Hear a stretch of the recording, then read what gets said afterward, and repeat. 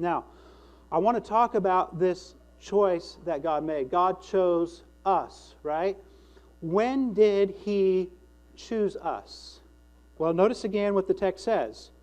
You were chosen before the foundation of the world. You were chosen before the foundation of the world. Before you were born, before your parents or their parents were born, before Adam and Eve existed, even before God said, "Let there be," He chose you.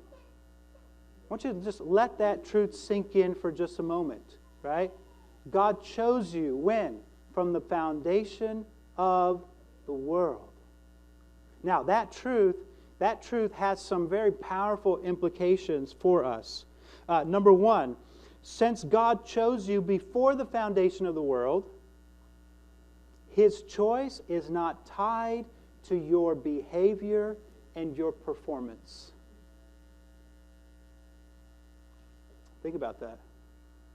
If He chose you before the foundation of the world, before you even existed, before your parents existed or their parents existed, His decision to choose you is not based on your behavior and your performance.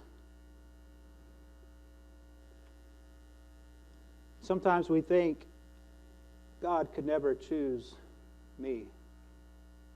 We look at our failures.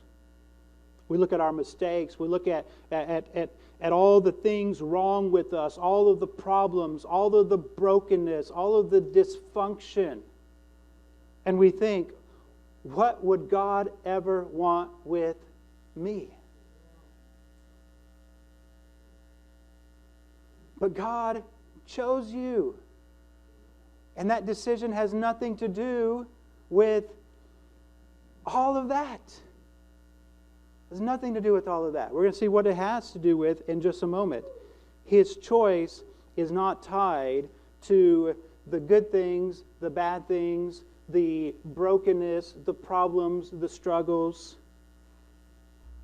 He chose us from the foundation of the world.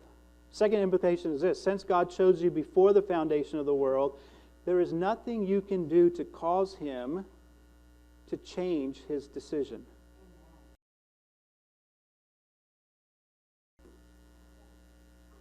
And He did not make a mistake. God chose you, and He did not make a mistake.